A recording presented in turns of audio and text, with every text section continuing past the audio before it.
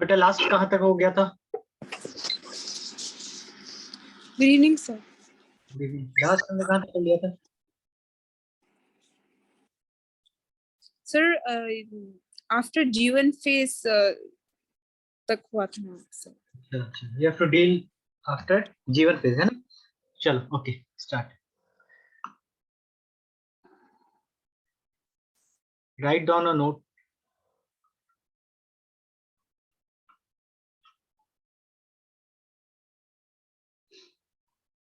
देखो, DNA mutation क्या होता है? डीएनए में जो चेंज आ जाता है उसी को म्यूटेशन बोलते हैं या नहीं बोलते हैं बेटा? म्यूटेशन यस किसको बोलते सर। हैं? हाँ, तो डीएनए में चेंज आता है। तो मान लो डीएनए है ये, और इस डीएनए में क्या आ गया? म्यूटेशन आ गया। तो डीएनए कहाँ पर है? सेल के न्यूक्लियस के अंदर। क्या है? म्यूटेशन। क्या है? म्यूटेशन। तो देखो, जब तक डीएनए को रिपेयर नहीं किया जाए जीवन फेज में, जीवन के फेज के बाद क्या है? एस फेज आता है। एस फेज में क्या होता है? डीएनए का रेप्लिकेशन, डीएनए डबल होता है। तो cell will not enter into G S phase before treating his self, है ना? तो cell will not enter into S phase until DNA damage, until DNA damage repair occur।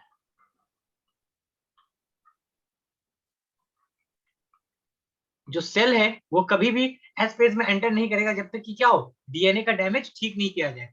जीवन phase में क्या होगा? अगर म्यूटेशन आ गया है सेल के अंदर, न्यूक्लियस के अंदर, तो क्या किया जाएगा? जीवन फेज में पहले डीएनए को ठीक किया जाएगा, उसके बाद उसको कहां पे भेजा जाएगा?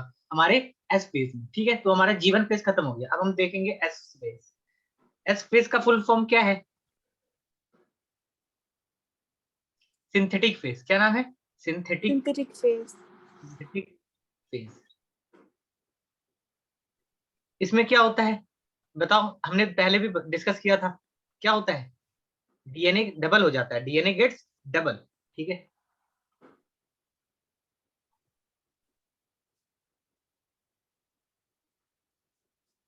ये कहां पर होगा? इनसाइड न्यूक्लियस, क्योंकि डीएनए कहां पर होता है? न्यूक्लियस के अंदर। तो न्यूक्लियस के अंदर क्या होगा? डीएनए डबल हो जाएगा। उसके बाद किसके मदद से होगा? किसकी मदद से होगा? एक एंजाइम की मदद से। With the help of enzyme, with the help of enzyme, DNA polymerase, help of an enzyme जिसका नाम क्या है? DNA polymerase.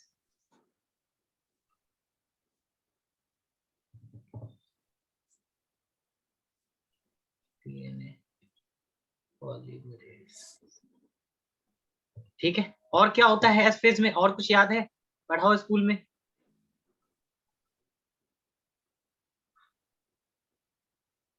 Sir we haven't started this chapter yet.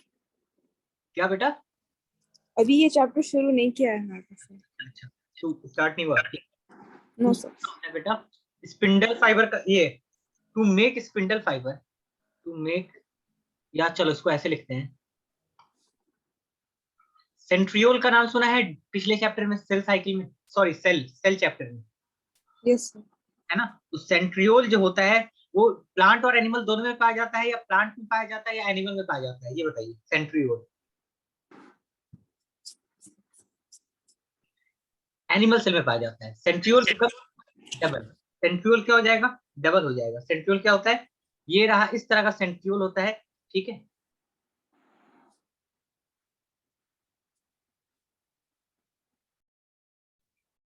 ये सेंट्रियोल इस तरह का होता है।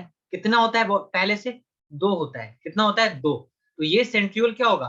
डबल हो जाएगा। क्या हो जाएगा? डबल। तो डबल होगा तो ये एक ऐसा था, एक सेंट्रियोल, और ये दो सेंट्रियोल। ये पहले कितना था? ये एक सेंट्रियोल प्लस दो सेंट्रियोल। ये भी डबल होगा, ये भी डबल होगा। तो क्या हो गया? अब दो सेंट्रियोल जब ऐसे परपेंडिकुलर अरेंज होते हैं तो उसको बोलते हैं सेंट्रोसोम। क्या बोलते हैं बेटा? सेंट्रोसोम। तो इसका नाम और इसका नाम क्या होगा? सेंट्रोसोम। क्या होगा? सेंट्रोसोम। सेंट्रियोल या सेंट्रोसोम बना किससे? तो मेड अप ऑफ, किससे बना है?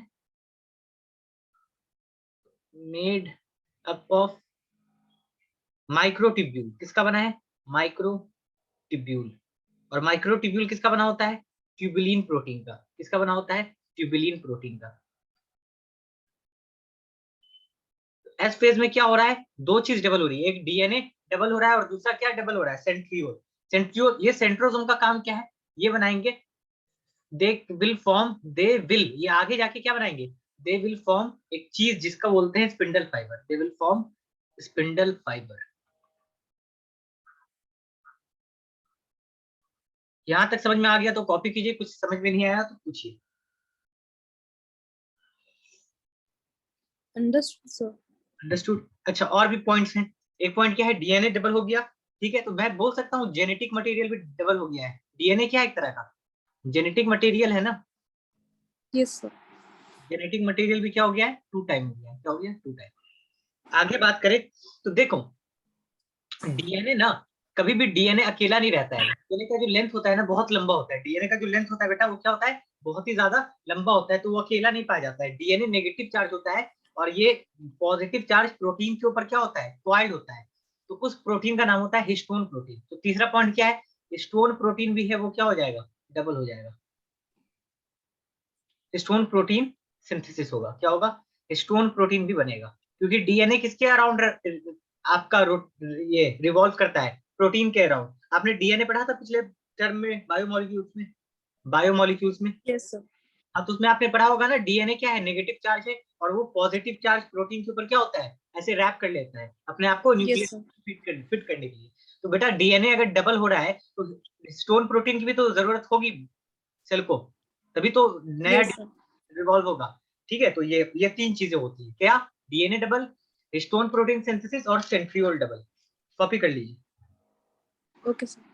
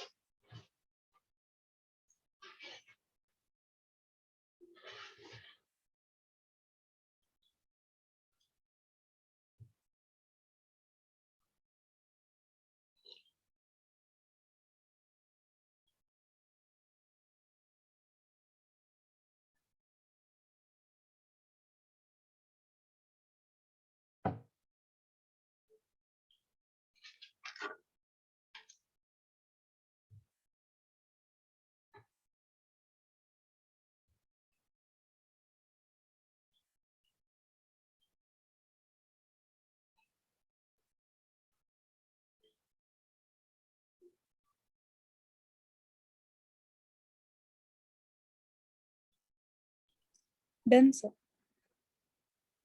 डन। अब बात करते हैं दूसरे फेज की। कौन सा फेज? G2 phase. G1 हो गया, अब G2 फेज की बात करते हैं।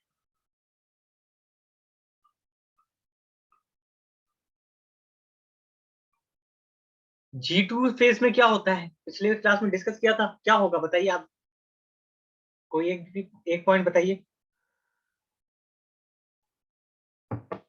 क्या G2 फेज में मैंने बोला था कि ग्रोथ जो है वो कंटिन्यूअस प्रोसेस है?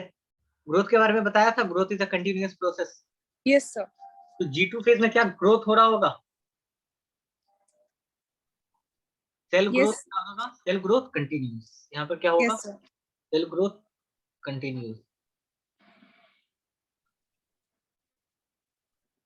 ठीक है, आगे बात करते हैं। यहाँ पर क्या होता है? ट्रांसक्रिप्शन और ट्रांसलेशन होता है। क्या होता है? ट्रांसक्रिप्शन। ट्रांसलेशन।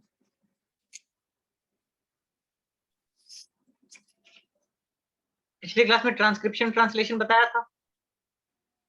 Yes sir. हाँ ठीक है, ट्रांसक्रिप्शन एंड ट्रांसलेशन आकर। उसके अलावा क्या होता है? यहाँ पर कुछ ऑर्गेनल क्या होते हैं? डबल हो जाते हैं, क्योंकि एम फेज में, जैसे कि एम फेज में क्या है? माइटोकॉन्ड्रिया को एनर्जी चाहिए। एम फेज में क्या चाहिए? जो सेल का जब एक्चुअल डिवीजन होगा, जो एम फेज है, उसमें क्या चाहिए हमको? एनर्जी चाहिए। तो एनर्जी कौन प्रोवाइड करता है बताइए? माइटोकॉन्ड्रिया, है ना। तो सम ऑर्गेनल क्या होंगे? डबल हो जाएंगे। कुछ ऑर्गेनल क्या होंगे यहाँ पर? डबल होंगे। सम ऑर्गेनल डबल्स। कौन कौन से? इनके पास खुद का राइबोसोम है जो खुद का प्रोटीन बना सकते हैं। Mitochondria, chloroplast.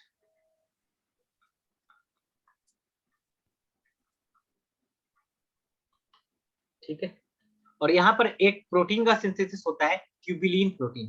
ट्यूबिलिन, अभी देखो ट्यूबिलिन प्रोटीन, आगे जाके ना स्पिंडल फाइबर नाम की एक चीज बनेगी। क्या बनेगी? Spindle fibre. तो ट्यूबिलिन प्रोटीन क्या करता है? Tubulin protein is required in spindle tubulin protein synthesis. Tubulin protein क्या सिंथेसिस हो रहा है, क्यों हो रहा है ट्यूबिलिन प्रोटीन का? तो ये रिक्वायर्ड होता है in spindle fibre formation, in spindle fibre formation. Spindle fibre formation कहां पर होगा? एम फेज में होगा। कहां पर होगा? M phase. बिना स्पिंडल फाइबर के जो है वो सेल डिवीजन कंप्लीट नहीं हो पाएगा। तो स्पिंडल फाइबर का फॉर्मेशन के लिए क्या चाहिए? Tubulin protein. तो यहाँ पर ट्यूबिलिन प्रोटीन का क्या होता है? सिंथेसिस होता है। ये सारी चीजें होती हैं G2 फेज में। कॉपी कीजिए। Okay sir.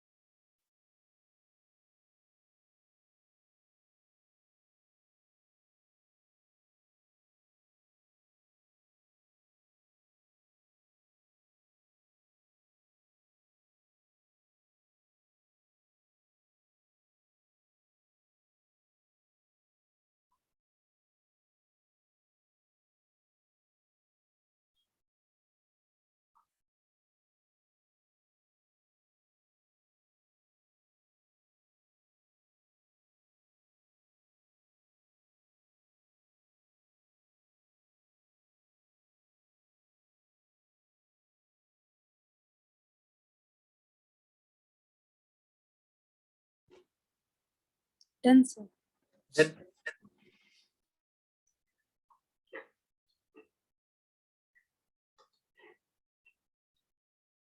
एक कॉन्सेप्ट समझिए, अमाउंट एंड प्लॉइडी कॉन्सेप्ट।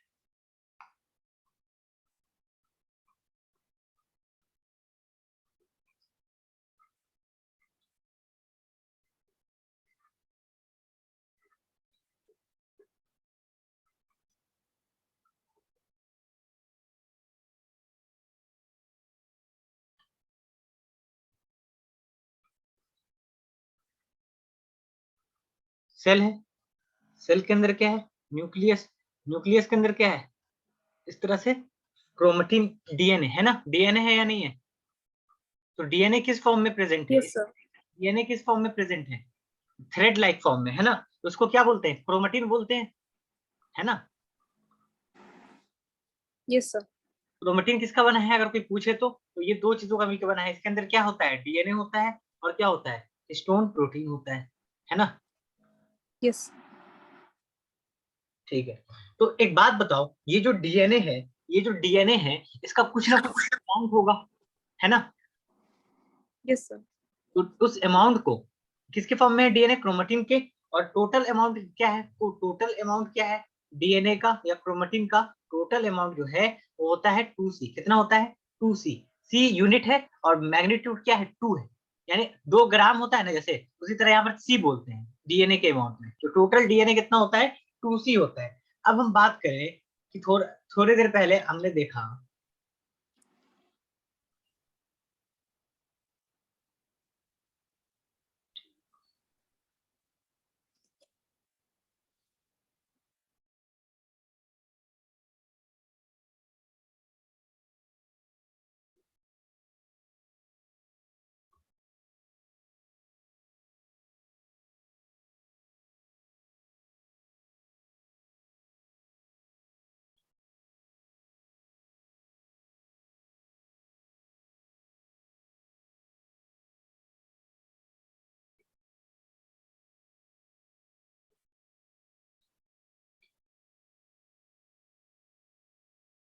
ठीक है, ये कौन सा फेज है, एम, है ना।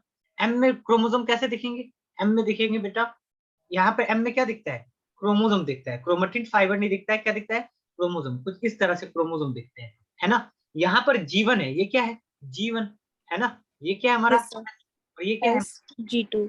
ठीक है।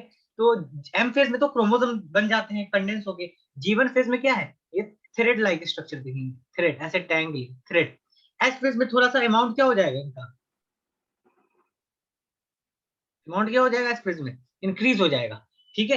तो जीवन में क्या कंटेंट था, जीवन में 2C अमाउंट था, कितना अमाउंट था, 2C। TC। G2 में क्या होगा, एस फेज में क्या डीएनए अमाउंट डबल हो जाता है या नहीं होता है। होता है सर। तो यहाँ पर 2 था एस फेज के, यहाँ पर 2 था, और यहाँ पर होते होते एस फेज खत्म होते होते यहाँ पर क्या हो जाएगा, 4 हो जाएगा या नहीं हो जाएगा। Yes sir. यहाँ पर 2C, तो एस फेज में क्या होगा, जीवन में कितना होगा डीएनए, 2C। एस में कितना होगा, 2C से लेकर और के 2C। 4C, और G2 4C। में कितना होगा, तो G2 में हो जाएगा हमारा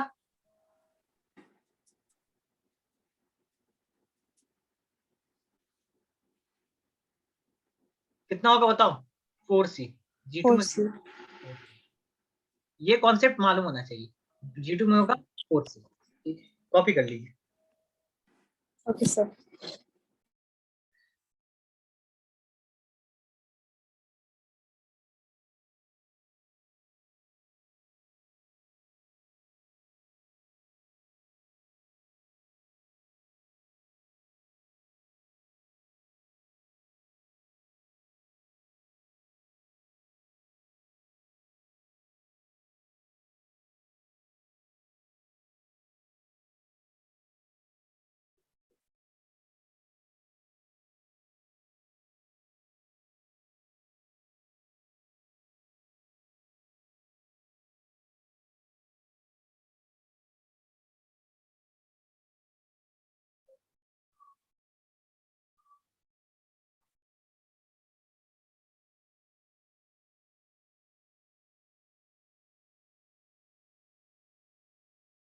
डन सर।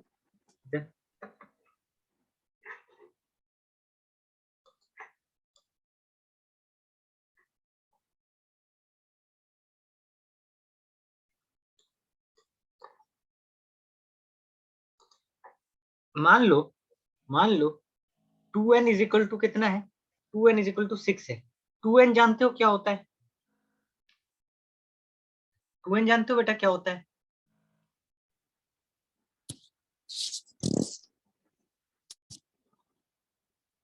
जोहा 2n क्या होता है मालूम है, 2n और n, यस सर। ठीक है। तो 2n मान लो 6 से मतलब क्या है, दो पेयर, मतलब एक कैरेक्टर को कंट्रोल करने के लिए कितने क्रोमोसोम है, दो क्रोमोसोम है, एक मदर से आ रहा है और एक किससे आ रहा है, फादर से। तो 2n इज इक्वल टू 6 है, तो इसका मतलब क्या है, क्रोमोसोम कैसे होंगे इसमें, टोटल कितने क्रोमोसोम होंगे, 6, और कैसे होंगे, पेयर में होंगे, कैसे होंगे, पेयर में।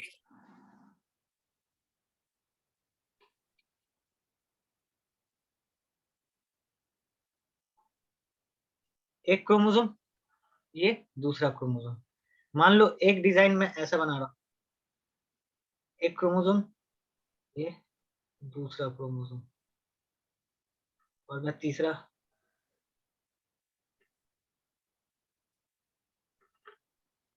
मैं इस पे क्या बना रहा हूँ, इस पे मैं यहाँ पर मान लो कैपिटल टी जीन है, यहाँ पे मान लो स्मॉल टी जीन है, यहाँ पे मान लो कैपिटल आर है, यहाँ पे मान लो स्मॉल आर है, बहुत सारे जीन है, ठीक है। यहाँ पे मान लो कैपिटल ए है, यहाँ पे मान लो कैपिटल ए है, ये क्या है, जीन है। तो ये क्या है, 2n इज इक्वल टू, जीवन में कैसा दिखेगा क्रोमोसोम, यहाँ पर ये किसका मैंने बनाया है,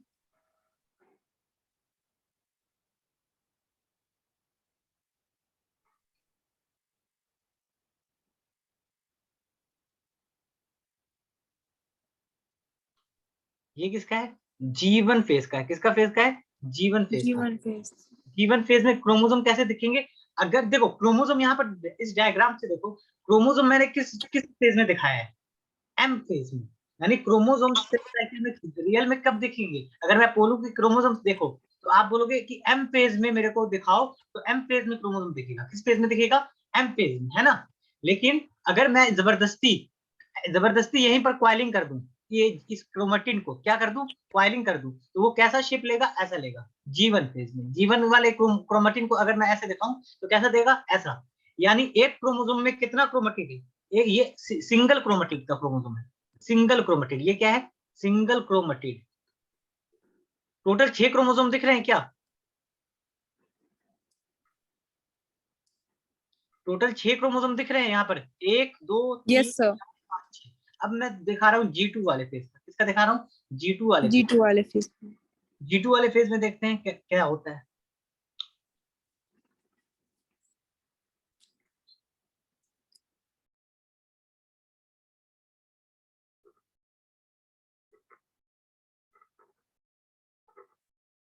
ये रहा एक क्रोमोसोम, 2 क्रोमोसोम, ठीक है।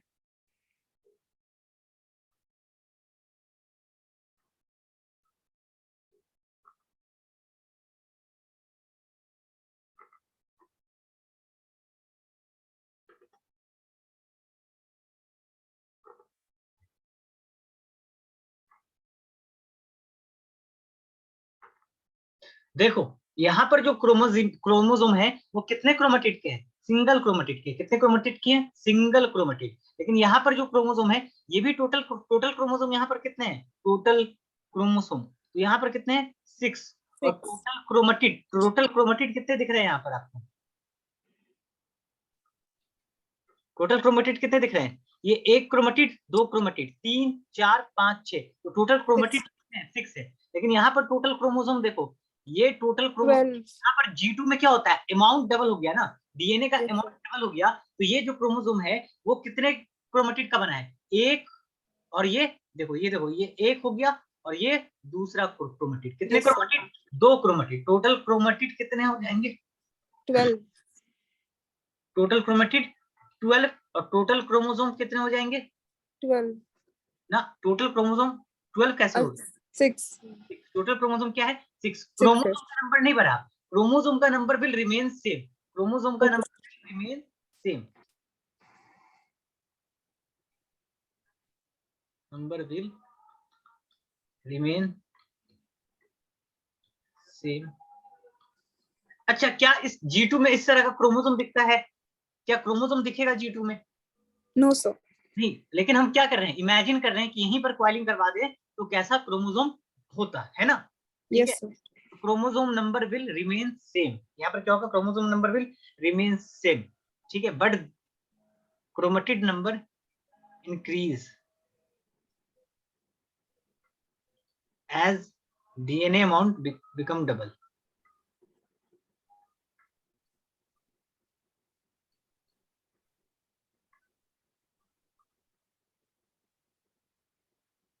ठीक है, कॉपी कीजिए। Okay sir.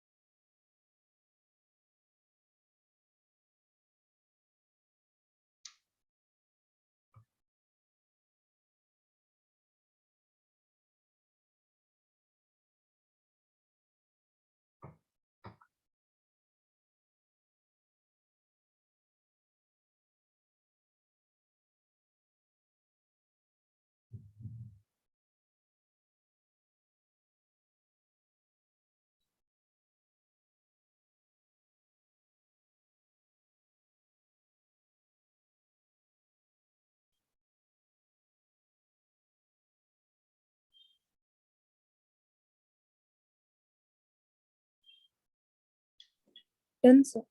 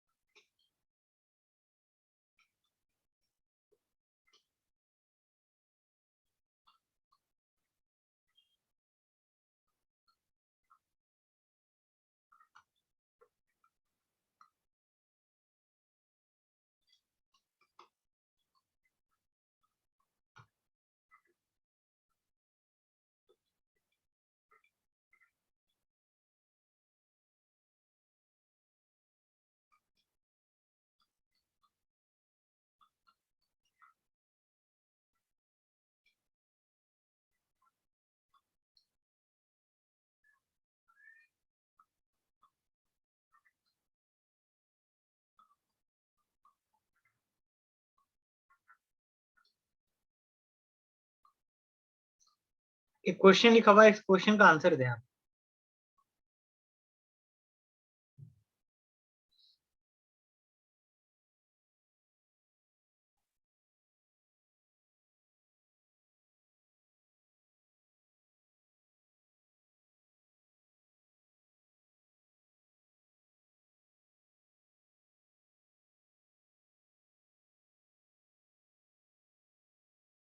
जोहा, इस क्वेश्चन का आंसर क्या होगा?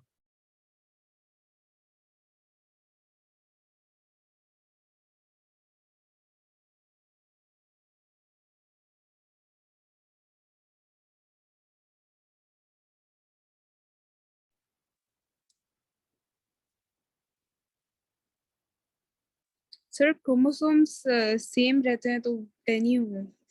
नहीं, देखो, number of in pollen grain, if number of chromosome is 10, ठीक है, yes sir. Then number of chromosome in diploid cell, यहाँ क्या बोल दिया कि number of diploid cell. Chromosome बताओ, डिप्लॉयड में बताओ। तो ये क्या दे रखा है? हैप्लॉयड दे रखा है, यानी n की वैल्यू 10 है तो 2n की वैल्यू क्या होगी? 20। तो जीवन फेज होम में 20 होगा, ठीक है, नंबर ऑफ क्रोमोसोम। लेकिन यहाँ पर कंटेंट कितना होगा? टोटल कंटेंट डीएनए का 2c होगा। कितना होगा? 2c। यहाँ सी। पर कितना होगा? 20, लेकिन टोटल कंटेंट कितना होगा? 4c, है ना? Yes sir. ठीक है, एक क्वेश्चन और करो, आंसर आप बताइएगा, मैं लिख रहा हूँ।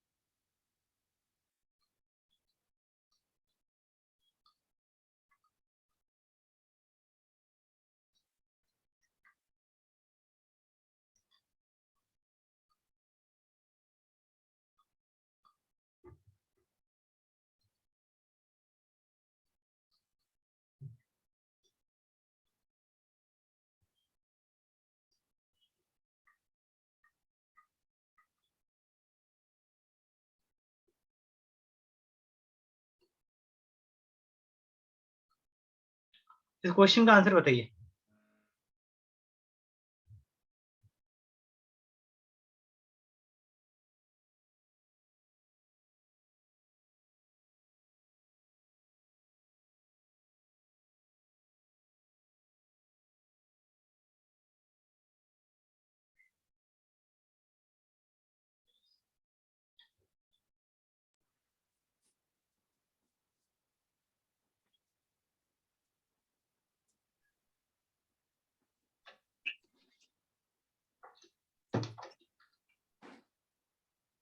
सर इन जीवन 18 जीवन 18 नहीं, जीवन में 18 क्यों कर दिया? यहाँ पर डिप्लॉयड प्लांट सेल बोल रहा है, यानी किसकी बात कर रहा है? 2n की बात कर रहा है, ठीक है। नंबर ऑफ क्रोमोसोम कितना दे रखा है? 36, तो बोल रहा है क्रोमोसोम इन जीवन कितना होगा? भाई 36, n थोड़ी हो जाएगा। जीवन में क्या नंबर आधा हो जाता है क्या क्रोमेटिन का? नहीं होता है। तो ये कितना होगा? 36। गेमीट में क्या होता है? क्रोमोसोम नंबर आधा हो जाता है, तो कितना हो जाएगा? 18। अमाउंट जीवन में कितना होगा? 2c, और G2 में कितना होगा? 4c, और सी 4c रेस्पेक्टिवली, ठीक है। अब ये वाला समझने वाला है, लास्ट वाला, नंबर ऑफ क्रोमेटिड कितना हो जाएगा? आप बताइए कितना हो जाएगा? जीवन में कितना? बट यहाँ पे कितने क्रोमोसोम है? 36। जीवन में 36 कितना हो जाएगा? 36। और G2 में कितना होगा? क्रोमेटिड बढ़ जाता है, क्रोमोसोम नहीं बढ़ता है, लेकिन क्रोमेटिड क्या होता है? जीवन से G2 में जाते हैं तो क्रोमेटिड डबल हो जाता है या नहीं? यस सर G2 में कितना हो जाएगा क्रोमेटिड? 72। यहाँ पर क्रोमोसोम कितने हो जाएंगे? क्रोमोसोम क्रोमोसोम भी इसमें कितने हो जाएंगे? 36। और इसमें कितने हो जाएंगे क्रोमोसोम? 72 क्रोमोसोम 72 कैसे हो जाएंगे बेटा? नहीं नहीं सो वो 36, क्रोमेटिड 72। यस क्रोमेटिड का नंबर बढ़ेगा, अमाउंट बढ़ेगा, लेकिन क्रोमोसोम का नंबर क्या रहेगा? सेम रहेगा, है ना? यस कॉपी कर लो।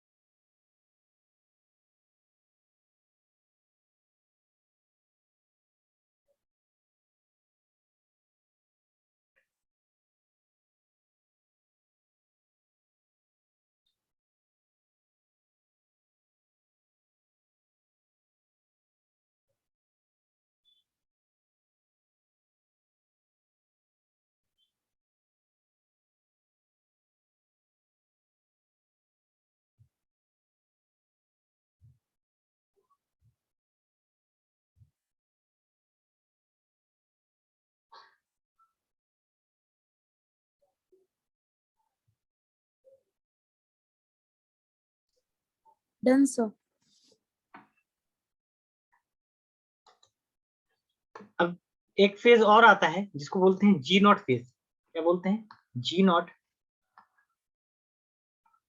Phase, stage.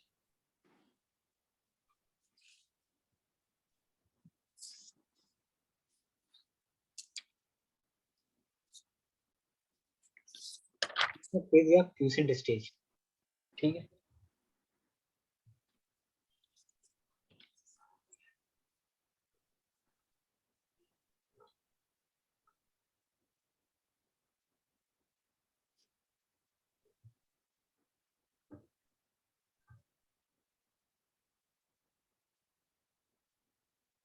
ये रूट है, रूट के नीचे क्या होता है? यहाँ पर रूट कैप होता है, उसके ऊपर कौन सा एरिया आता है? यहाँ पर सेल्स होते हैं, डिवाइडिंग सेल्स, है ना?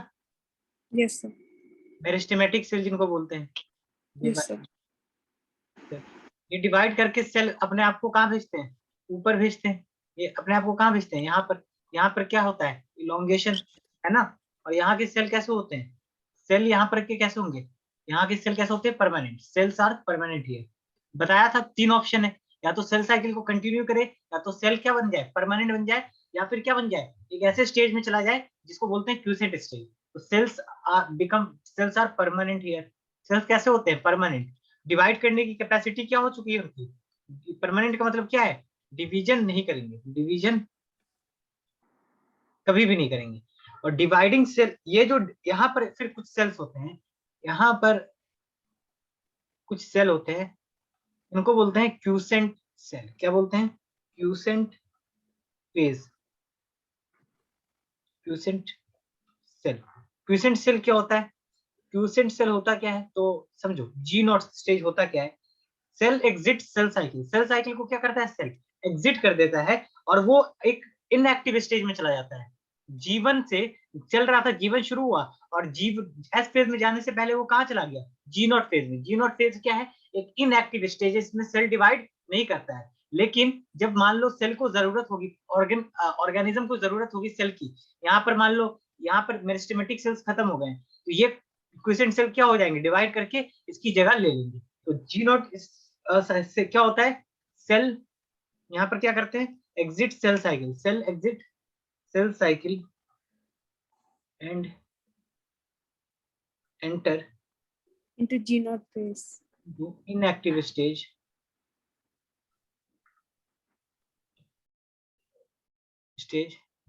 called quiescent।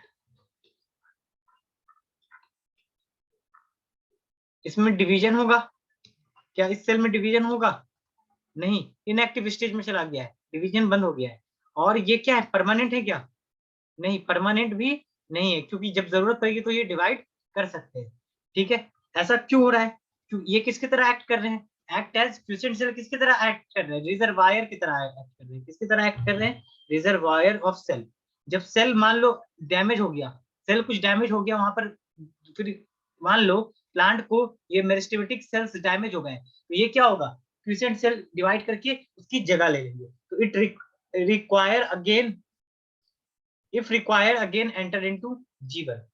if अगर इनकी जरूरत होगी, if required again enter, they can again enter into G1, they can again enter into G1। अगर जरूरत होगी, सेल को क्या है, पहले तो ये क्या कर लिया, अपने सेल साइकिल को एग्जिट करके जीवन से कहां चले गए, जी नॉट फेज में, इनएक्टिव स्टेज में, और रिजर्वायर की तरह काम करेंगे। डिवीजन भी नहीं होगा, परमानेंट भी नहीं होगा। सेल को अगर जरूरत होगी तो ये वापस कहां चले जाएंगे, सेल साइकिल में चले जाएंगे, यानी वापस कहां पे एंटर करेंगे, जी1, फिर एस, फिर जी2, फिर एम। आई बात समझ में,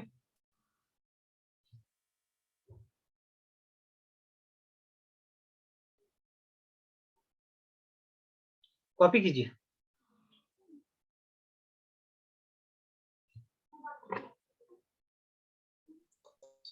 Okay, sir.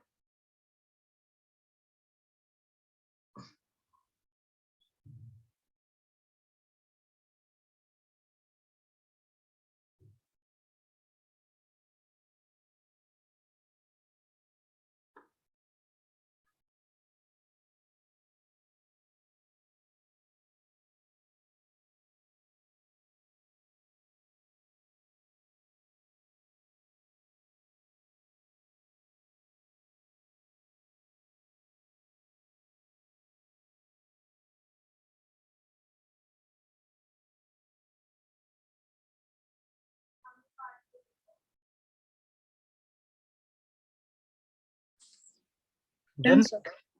ठीक है, अब हमारा इंटरफेस खत्म हो गया, अब हमारा इंटरफेस खत्म हो गया। अब हम किसके बारे में पढ़ेंगे? एम फेस के बारे में। किसके बारे में? M phase. M phase. M phase generally क्या रिप्रेजेंट करता है? Represent mitosis. क्या रिप्रेजेंट करता है? माइटोसिस।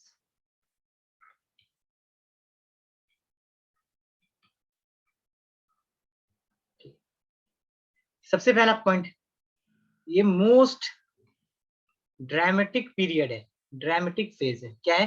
सबसे ज्यादा फेज क्या है बेटा? फेज का मतलब यहाँ पे समझ में आ रहा है, जो सेल में सेल साइकिल में कंटिन्यूअस चेंजेस आ रहे हैं, तो अलग अलग चेंज को हमने क्या नाम दे दिया है? अलग अलग फेज नाम दे दिया है। आई बात समझ में? फेज कुछ नहीं है, जो चेंज आ रहा है उसी का नाम दे दिया है।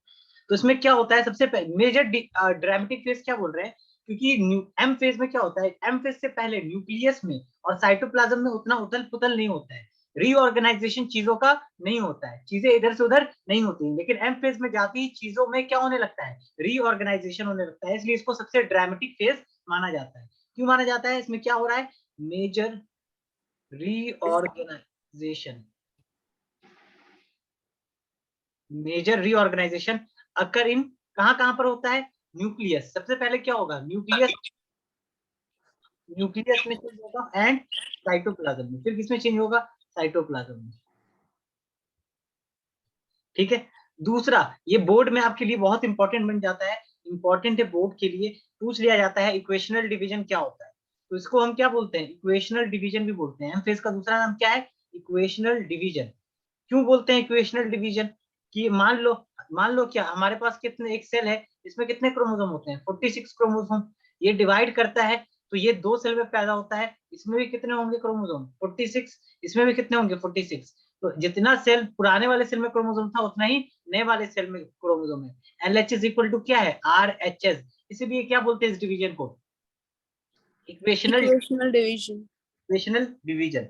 उसके अलावा इसको क्या बोला जाता है? प्रोग्रेसिव फेज भी बोलते हैं। इसको क्या बोलते हैं? Progressive progressive phase. Phase. Phase का नाम दूसरा क्या होता है? चेंज। फेज का नाम क्या है? फेज बोल रहा हूँ, उसका नाम चेंज है। Cell division is a continuous process. Progressive phase का मतलब क्या है? कि जो सेल डिवीजन है कभी रुक नहीं रहा है, वो कंटिन्यूअस प्रोसेस है, और चेंजेस को ही हम क्या दे रहे हैं? नाम दे रहे हैं।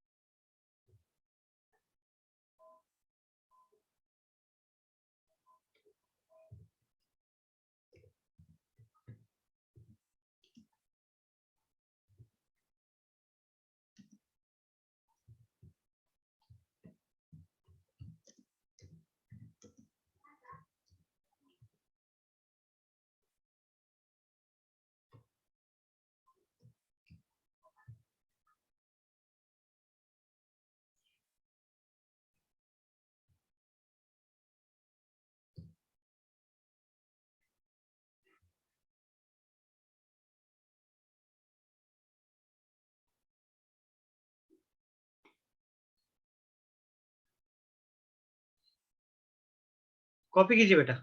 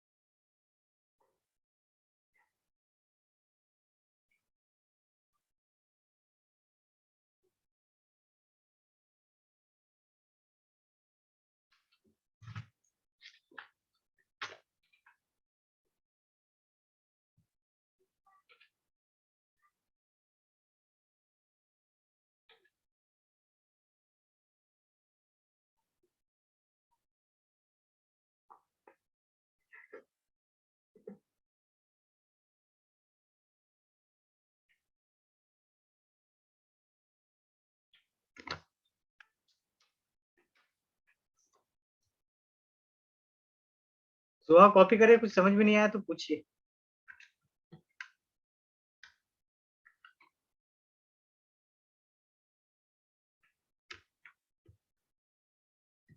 Done sir. डन, ठीक। Yes sir.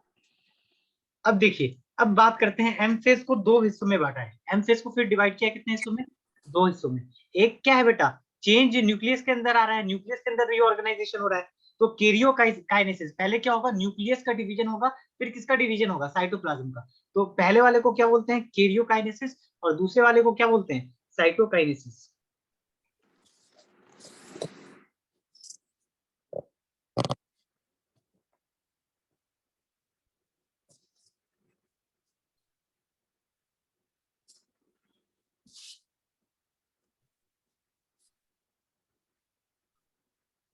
कैरियोकाइनेसिस का मतलब क्या है, nucleus divide into two equal half. Nucleus divide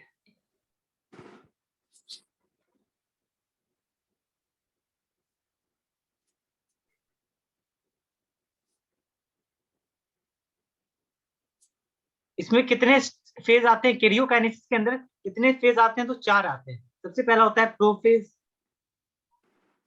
फिर आता है मेटाफेज, फिर आता है एनाफेज,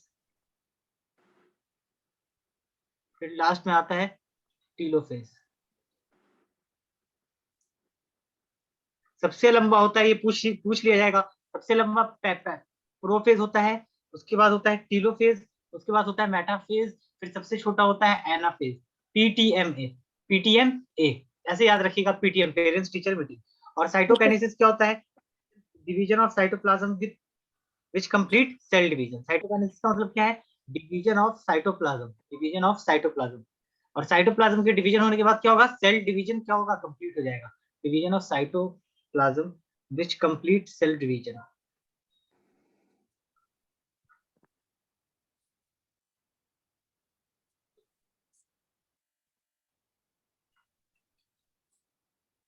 कॉपी कीजिए। Done sir. डन, ठीक। Yes sir.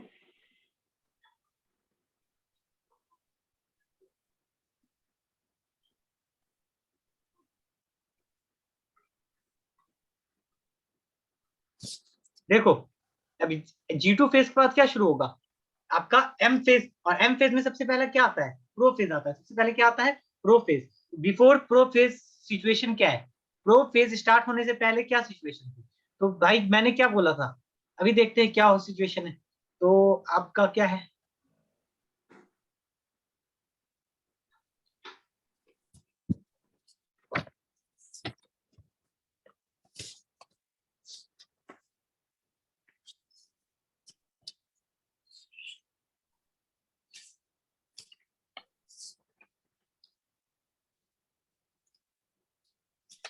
क्या ये आपको सेंट्रोसोम डबल बोला था, हो जाती है एस फेज में, है ना। तो सेंट्रोसोम डबल हो जाएगी, और यहाँ पे अंदर क्या है, ये आपका क्या है, डीएनए, क्रोमेटिन फाइबर। और क्रोमेटिन फाइबर क्या हो गया है, डबल हो गया है, लेकिन आपस में क्या है, इंटैंगल्ड है, आपस में क्या है, टैंगल्ड है। तो DNA double but intertwined. DNA क्या है, डीएनए डबल है, बट इंटरवाइड। आपस में क्या है, डीएनए डबल हो गया लेकिन आपस में क्या है, उलझे हुए हैं। आपस में क्या है, उलझे हुए। और सेंट्रोसोम क्या हो गए, डबल हो गए। सेंट्रोसोम क्या हो गए, डबल हो गए।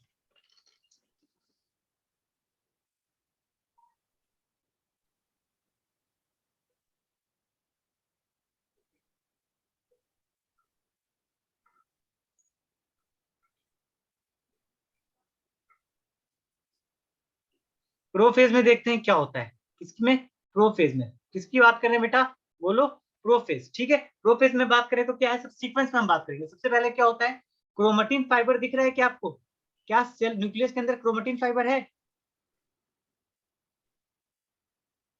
बेटा, न्यूक्लियस के अंदर यस सर। क्रोमेटिन फाइबर है। तो क्रोमेटिन फाइबर जो है वो क्या करने होंगे, कंडेंसेशन स्टार्ट हो जाएगा। क्रोमेटिन फाइबर में क्या स्टार्ट हो जाएगा, कंडेंसेशन, ताकि क्या बन सके, क्रोमोसोम, ताकि क्या बन सके, क्रोमोसोम। तो chromatin chromosome. Fibre start to condense, chromatin fibre क्या हो जाएगा, स्टार्ट टू कंडेंस। सबसे पहले क्या स्टार्ट है, देखो यहाँ पर क्या था, आपका सबसे, आपका क्रोमोसोम कैसा था अभी, कुछ इस तरह से है या नहीं है, इसको क्या बोला, इंटरवाइंड बोला। इसको क्या बोला, इंटरवाइंड। तो यहाँ पर क्या होगा, chromatin fibre start to condense, condense होके कैसा बनेगा, टैंगल्ड। कैसा बनेगा, tangled. Tangled. Sorry untangled, tangled नहीं, अनटैंगल्ड। ठीक है, थोड़ा सा खुल गया। उसके बाद फाइनली क्या ले लेगा, आपका इस तरह का शेप ले लेगा।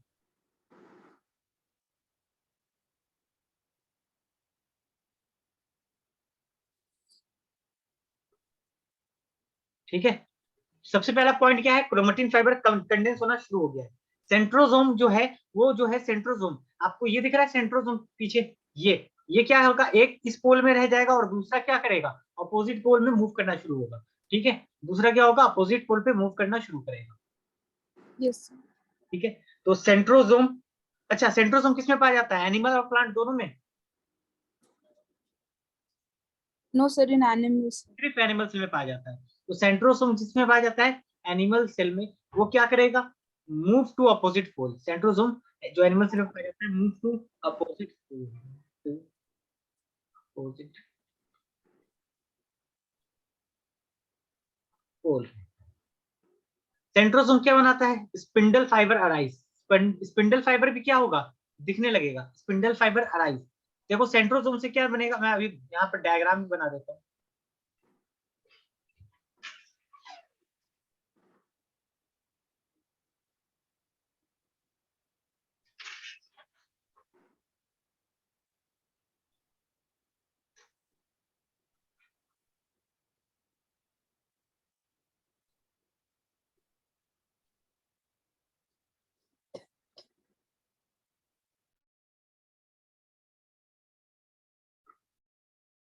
ये कहाँ पर जाना शुरू करेगा, यहाँ पर। और सेंट्रोसोम कहाँ पर आएंगे, ये पोल पे। सेंट्रोसोम कहां पर जाना शुरू कर देंगे, पोल पे। और क्रोमेटिन मटेरियल कैसे, ऐसे टैंगल्ड हुआ के, अनटैंगल्ड होके यहाँ पे न्यूक्लियस के अंदर फैला हुआ है। ठीक है, और ये सेंट्रोमेयर जब यहाँ पर पहुंच जाएंगे, मैं यहाँ पर बना देता हूँ इसको। सेंट्रोसोम यहाँ पर जब पहुंच जाएंगे, सेंट्रोसोम यहाँ पर पहुंच गया मान लो, तो इससे क्या बनने शुरू हो जाएगा, स्पिंडल फाइबर। क्या बनना शुरू हो जाएगा, स्पिंडल फाइबर। ठीक है, यस सर। स्पिंडल फाइबर क्या आता है, एक पतला थ्रेड लाइक स्ट्रक्चर है जो किसका बना है, माइक्रोट्यूब्यूल का बना है। माइक्रोट्यूब्यूल किसका बना है, ट्यूबुलिन प्रोटीन का बना है। ठीक है, उसके बाद यस। क्रोमस, यहाँ पर अब क्या होगा, यहाँ पर धीरे धीरे, धीरे धीरे क्या है, यहाँ पर धीरे धीरे धीरे धीरे क्रोमेटिन भी दिखने लगेगा। यहाँ पर धीरे धीरे क्या बनना शुरू हो जाएगा, हल्का हल्का, इस तरह से। देखो पूरा क्रोमोसोम नहीं बनाया, डॉट डॉट से बनाया है, क्रोमोसोम बनना शुरू हो जाएगा। ठीक है, chromosome with to, chromosome, chromosome with to chromatid visible, with to chromatid visible. अच्छा, क्रोमोसोम में ये आर्म कहलाते हैं। क्रोमोसोम में कितना आर्म है, एक, दो, तीन, चार। ये क्या है, आर्म है। टोटल कितने आर्म होते हैं, चार। और आपके क्रोमेटिड कितने होते हैं, दो। तो chromosome with to chromatid visible. उसके बाद क्या होगा, एंडोप्लाज्मिक रेटिकुलम, गोल्गी बॉडी, जिनका काम नहीं है। एंडोप्लाज्मिक रेटिकुलम का काम है नहीं, इसका काम नहीं है। गोल्गी बॉडी का भी कोई काम नहीं बचा सेल डिवीजन के वक्त में, तो गोल्गी बॉडी। उसके बाद प्रोटीन का काम नहीं होता है, तो न्यूक्लियोलस, न्यूक्लियोलस क्या करता है, प्रोटीन बनाने में हेल्प करता है। Nucleolus all disappear, all will disappear. लेकिन क्या आपका वो डिसअपियर होगा? हम किसकी बात कर रहे हैं? माइटोकॉन्ड्रिया। माइटोकॉन्ड्रिया डिसअपियर होगा क्या बेटा? बेटा ये नो सर। प्रोफेज को क्या चाहिए? एनर्जी चाहिए। एनर्जी कौन बना के देता है? माइटोकॉन्ड्रिया। तो माइटोकॉन्ड्रिया क्या होगा आपका? डिसअपियर नहीं होगा। और लास्ट में, सबसे लास्ट में सीक्वेंस क्या है? ये नीचे बढ़ रहे हैं तो उसी सीक्वेंस में हम काम कर रहे हैं, नीचे बढ़ रहे हैं तो उस पे काम कर रहे हैं, सीक्वेंस में काम कर रहे हैं। बच्चा गिव मी अ सेकेंड, ठीक। No problem sir.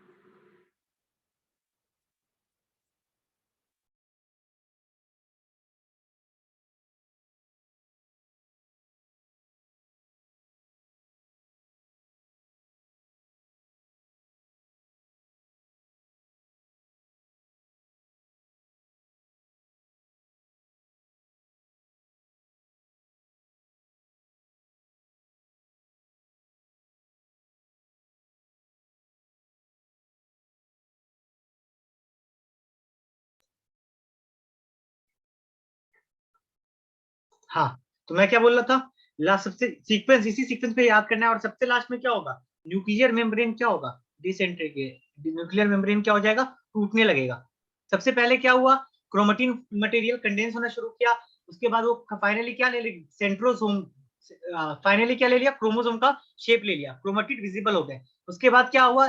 Centrosome opposite pole पे जा रहा है, स्पिंडल फाइबर अराइज हो गए। और लास्ट में क्या है? Endoplasmic reticulum, Golgi body, nucleolus सब क्या हो गए? टूट गए। और सबसे लास्ट में क्या टूटेगा?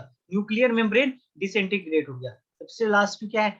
इंटीग्रेट, डिसइंटीग्रेट, न्यूक्लियर मेम्ब्रेन टूट गया। तो ये क्या है? Early prophase. मैंने अभी जो डायग्राम बना रखा है वो क्या है? Early prophase. अब मैं जो बना रहा हूँ किसका बना रहा हूँ? Late prophase. किसका बना रहा हूँ? Late prophase. Late prophase. Late prophase में क्या हुआ? तो अभी देखते हैं क्या हुआ। अरे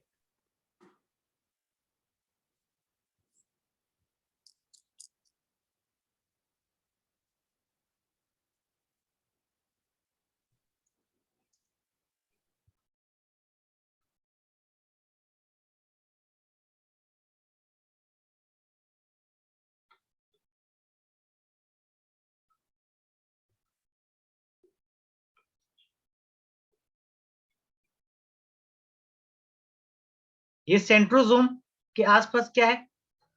ऐसा लग रहा है रोशनी निकल रही है। सेंट्रोसोम के आसपास क्या निकल रही है? रोशनी। इसको बोलते हैं एस्टर। क्या बोलते हैं? एस्टर। एस्टर बन गया। ये मैं क्या बना रहा हूँ? लेट प्रोफेज का। क्या? जब प्रोफेज खत्म हो रहा है, जब क्या हो रहा है? प्रोफेज खत्म हो रहा है, लेट प्रोफेज का। तो एस्टर बनना विजिबल हो गया। और एस्टर से क्या निकले? न्यूक्लियर। देखो न्यूक्लियस डिसइंटीग्रेट हो गया है क्या?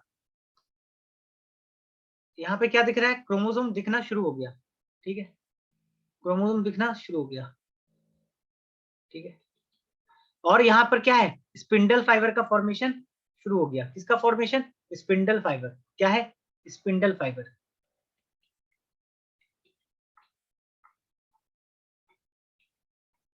यहाँ पर और आपका क्या गैप हो गया? गोल्गी बॉडी, न्यूक्लियोलस, और क्या गैप हो गया?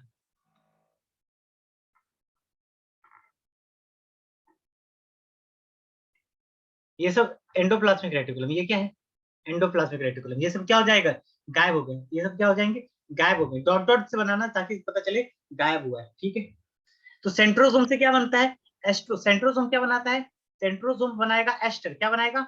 एस्टर। और एस्टर से क्या बनेगा? Spindle apparatus. ये जो दिख रहा है पूरा यहाँ से लेकर यहाँ तक, ये क्या है? Spindle apparatus. क्या आपको समझ में आता है प्रोफेज? यस बेटा सर। कहते हैं तो पूछिए, ठीक है, नहीं तो कॉपी कीजिए।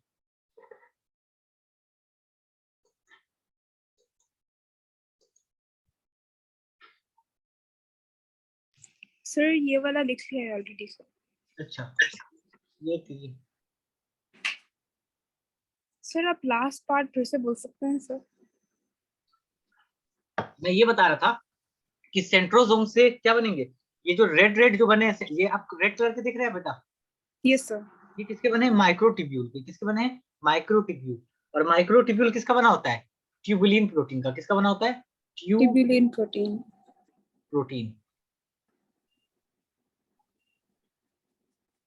प्रोटीन ठीक है। तो ये जो माइक्रोट्यूब्यूल और सेंट्रोसोम मिलके क्या बन कहलाता है? एस्टर। तो सेंट्रोसोम के आसपास क्या आया? माइक्रोट्यूब्यूल आया, तो वो क्या बन गया? एस्टर। और उससे क्या बना? आपका स्पिंडल फाइबर बना। उससे क्या बना? आपका स्पिंडल फाइबर। स्पिंडल फाइबर भी किसके बना है? आपका माइक्रोट्यूब्यूल का बना है। स्पिंडल फाइबर क्या करेगा? जब अगले स्टेप में जब ये न्यूक्लियर मेम्ब्रेन जो है ना, ये पूरा गायब हो जाएगा। ये देखो, ये एंडोप्लाज्मिक रेटिकुलम भी गायब हो गया। ये गोल्गी बॉडी डॉट डॉट से बनाया है, वो भी क्या हो गया? गायब हो गया। ये जैसे ही ये न्यूक्लियर मेम्ब्रेन गायब होगा, तो ये जो स्पिंडल फाइबर है ना, वो क्रोमोसोम के आपने आपने जानते हैं क्रोमोसोम किस तरह का होता है ना? और यहाँ पर क्या यस सर। होता है? प्रोटीनिशियस स्ट्रक्चर होता है, जिसको क्या बोलते हैं? Kinetic code. इससे क्या आएगा? स्पिंडल फाइबर आके बाइंड कर जाएगा। तो वो अगले स्पेस में होगा। इस फेज में क्या है? न्यूक्लियर मेम्ब्रेन पूरा टूट गया। लास्ट तक होते होते लेट प्रोसेस में न्यूक्लियर मेम्ब्रेन टूट जाएगा। Okay sir. ठीक है जी।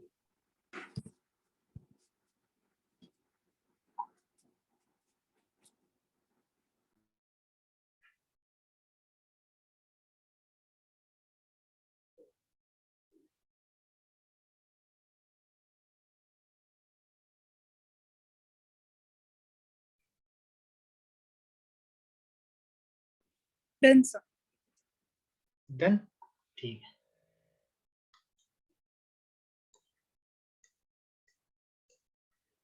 एनसीईआरटी रीडिंग करके आना है। जहां तक पढ़ा दूंगा वहां तक एनसीईआरटी रीड करके आना है। एनसीईआरटी रीड नहीं करोगे, अगर आप चाहते हो नीट में बहुत अच्छे नंबर आए, फर्स्ट अटेम्प्ट में आए, ठीक है, बोर्ड में बहुत अच्छे नंबर आए, तो आपको चैप्टर समझने के बाद क्या करना है? एनसीईआरटी की रीडिंग करनी है, एक एक लाइन। ठीक है। Sure sir. Yes sir. तो ठीक है। कंप्लीटिशन ऑफ प्रोफेज कैसे पता चलेगा कि प्रोफेज क्या हो गया? कंप्लीट हो गया, खत्म हो गया। Can be marked by. Prophase की कंप्लीटेशन कैसे मार्क कर सकते हैं? कैसे पता चलता है कि प्रोफेज खत्म हो गया है? तो क्रोमोसोमल मटेरियल पहले क्या था? प्रोफेज से पहले क्या था बेटा? आपका क्रोमेटिड दिखता था क्या प्रोफेज से पहले? No sir. तो प्रोफेज में क्या क्रोमोसोमल मटेरियल कंडेंस होना शुरू हो गया, तो क्या पता चल जाएगा कि प्रोफेज क्या है? अब हो गया, प्रोफेज खत्म होने के वक्त आ गया। तो chromosomal material condense.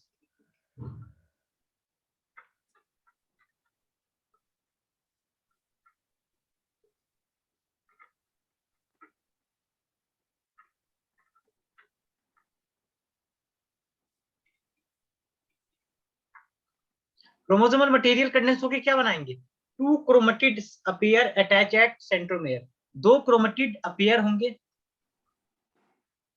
And attach as centromere. और वो कैसे अटैच होंगे?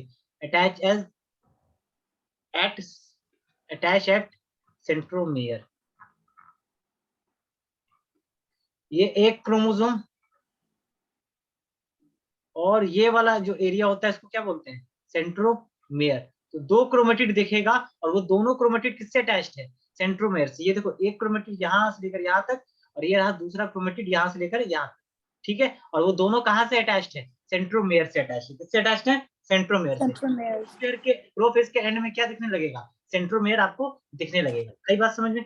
उसके बाद हम यस। करते हैं दूसरा, initiation of assembly of mitotic spindle.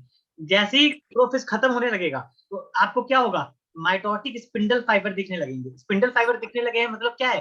Prophase क्या हो रहा है? खत्म हो रहा है। स्पिंडल फाइबर दिखने लगे मतलब क्या है? प्रोफेज खत्म हो रहा है।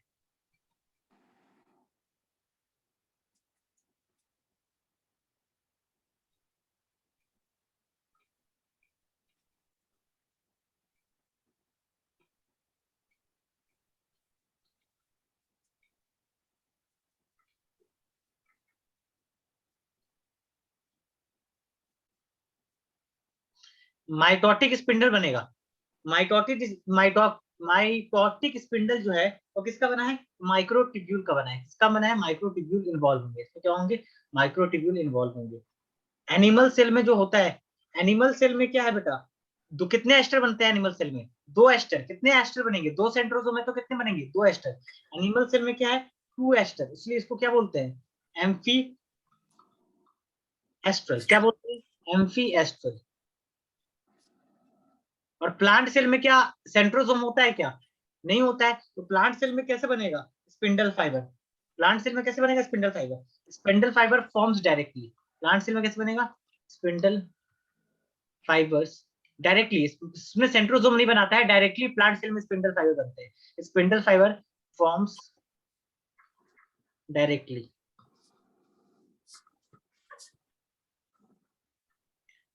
आगे बात करें तो mitochondria does not break as this, mitochondria टूटता नहीं है क्योंकि as other this process require energy, mitochondria does not disintegrate.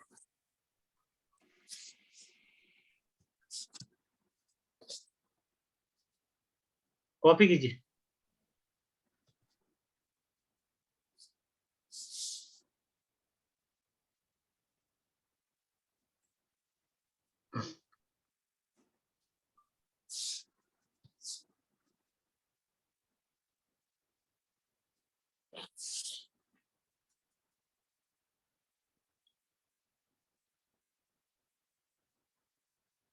Done sir.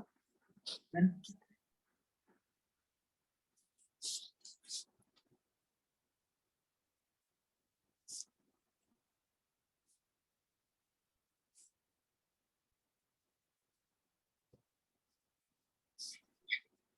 Sir.